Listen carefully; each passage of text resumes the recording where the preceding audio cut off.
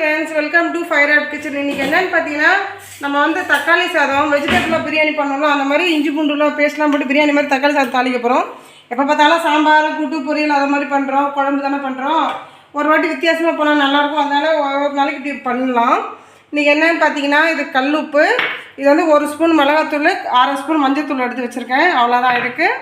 அப்புறமா தான் ஒரு வெங்காயத்தை வந்து நீள நீளமாக பெரிய வெங்காயம் நீள நீளமாக கட் பண்ணி வச்சுருக்கேன். 2 தக்காளி நீள நீளமாக கட் பண்ணி வச்சுருக்கேன்.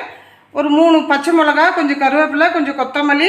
இதுக்கு பார்த்தீங்கன்னா பிரியாணியில் 1 2 கட் பண்ணி வச்சுருக்கேன். அப்புறம் வந்து ஒரு 3 கிராம்பு, கொஞ்சோண்டு பட்டை, கொஞ்சோண்டு சோம்பு. அவ்வளோதான். இப்போ தாளிப்பு கொடுத்துடலாம். எண்ணெய் விட்டுட்டேன். எண்ணெய் காய்ச்சிச்சு. பிரியாணி அரிசி பார்த்தீங்கன்னா 10 நிமிஷம் ஊற வச்சு நல்லா வாஷ் பண்ணி கொண்டு வந்துட்டேன். இப்போ அடுத்து ஒன்றா சேர்த்துடலாம். எப்படி சேர்த்துன்னு பார்த்துடலாம் பாருங்கள். இப்போ இதோ பண்ணோன்னே வெங்காயத்தை போட்டு நல்லா வதக்கிட்டேன். வெங்காயம் போட்டு நல்லா இந்த மாதிரி கோல்டன் ப்ரௌனாக வதங்கிடுச்சு. அதுக்கப்புறம் பார்த்தீங்கன்னா நான் வந்து 2 ஸ்பூன் இஞ்சி பூண்டு பேஸ்ட் போட்டிருக்கேன். அதையும் நல்லா வதக்கிட்டேன். இப்போ அது இதோட தக்காளி சேர்த்துடலாம். தக்காளி நல்லா வதங்கிடுச்சு பாருங்கள். எண்ணெய் பிரிஞ்சிருச்சு இல்லைங்களா, வதங்கிடுச்சு. இப்போ வந்து நம்ம 1 ஸ்பூன் வெறும் மிளகாத்தூளும் 1/4 ஸ்பூனும் நம்ம மஞ்சள் தூள் வச்சுருக்கோம், இதோட சேர்த்துடலாம். இப்போ பாருங்கள், அரிசி போட்டேன். 1க்கு 2 தண்ணியை ஊற்றியாச்சு. எல்லாம் கரெக்டாக இருக்குது. நம்ம அளவெல்லாம் பார்த்தாச்சு. இப்போ நம்ம வந்து அவ்வளோதான், முடிஞ்சிச்சு. இதுக்கு மட்டும் கொத்தமல்லி தூவி வச்சுட்டு நம்ம வந்து 3 விசில் விட்டுடலாம். அவ்வளோதான், முடிஞ்சுது. க்ளோஸ் பண்ணிடலாம். எல்லாம் போட்டோம், கரெக்டாக இருக்குது.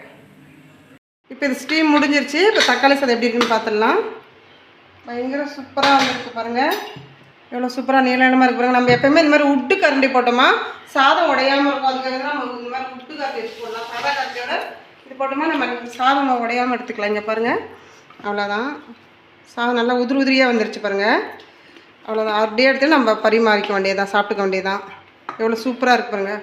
ஓகே ஃப்ரெண்ட்ஸ், இந்த வீடியோ பாருங்கள். பிடிச்சா சப்ஸ்கிரைப் பண்ணுங்கள், லைக் பண்ணுங்கள், ஷேர் பண்ணுங்கள். அடுத்த வீடியோவில் பார்க்கலாம். ஓகே, டாட்டா, பாய்.